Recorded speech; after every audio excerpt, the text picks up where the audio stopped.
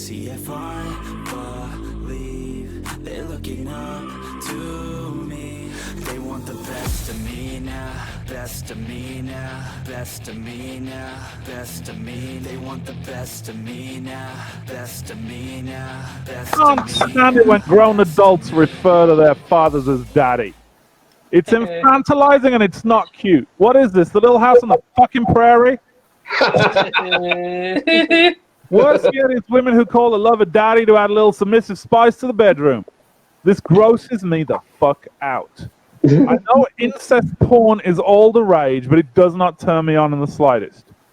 I did have one girlfriend who insisted on calling me daddy, but especially disturbing was the way she used it. She wanted me to whip her bare bottom with a belt and would plead, "Please don't spank me, daddy. I'll never come home after curfew again."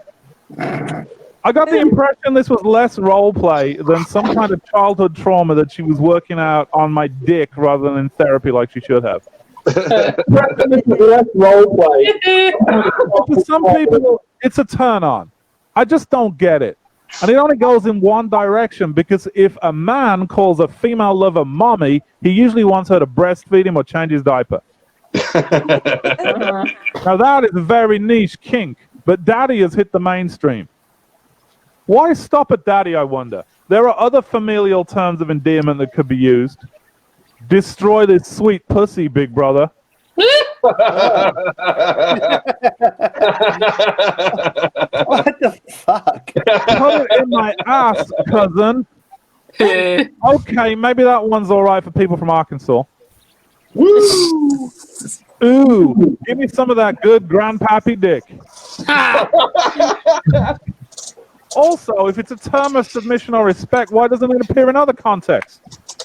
The defendant pleads not guilty, daddy. I'll get that fixed right away, daddy. I'll get that slide deck prepared for the big quarterly meeting by the end of the day, daddy. And it's got to be daddy. You don't hear more formal terms of familial address used in the bedroom? Oh, please come in my mouth, father. God. You don't hear that one in the sacristy of a Catholic church. Oh, yeah. Oh, you want your papa to eat that pussy, don't you? Give it to me good and hard, Dad. Well, you do you, but as far as I'm concerned, leave Daddy to the preschool crowd. Okay, I'm appearing in a show called The Big Blue Ball next week, and preparing for it made me remember my teenage years. Blue balls, of course, is an uncomfortable condition that results from having an erection for a prolonged period of time without satisfaction. Teenage boys, of course, are in a near constant state of engorgement. When I was 15, there seemed to be no end to the things that would make me hard as a rock.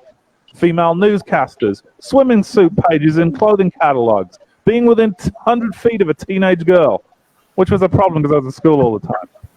The only cure for blue balls is ejaculation, and so relief was usually at hand.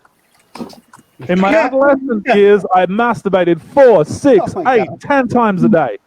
One time I jerked off so many times in a row that the last time I came, I felt a sharp pain and momentarily blacked out.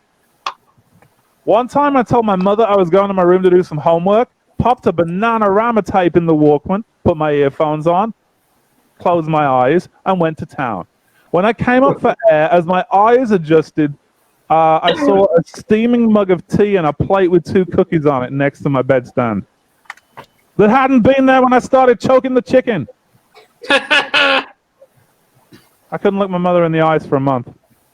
I'm not sure how my teenage years would have gone if we'd had the internet at that point. I jerked off for several years to one well-thumbed copy of Razzle magazine.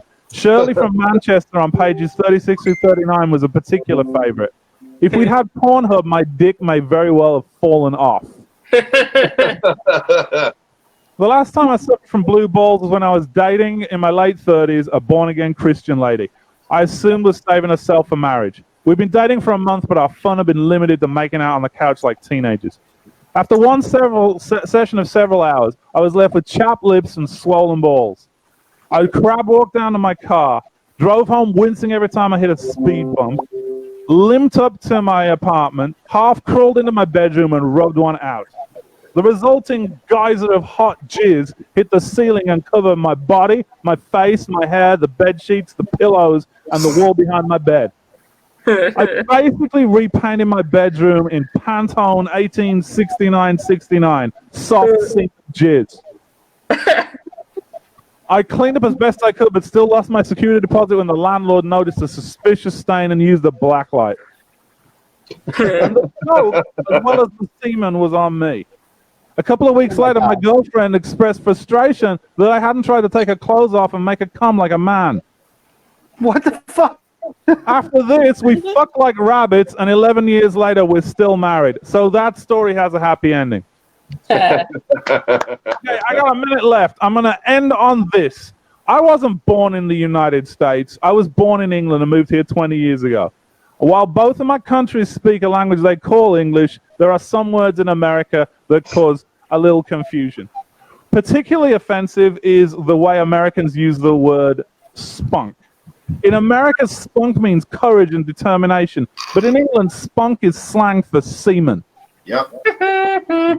And I have a friend who always describes her 15-year-old daughter as full of spunk. Dude. Oh, God, I hope not. Well, you've been fantastic, and I've been David Parsons. Cheers. Whoa, whoa, whoa, whoa, stop. Give us a like, share, and a subscribe, and get out of here.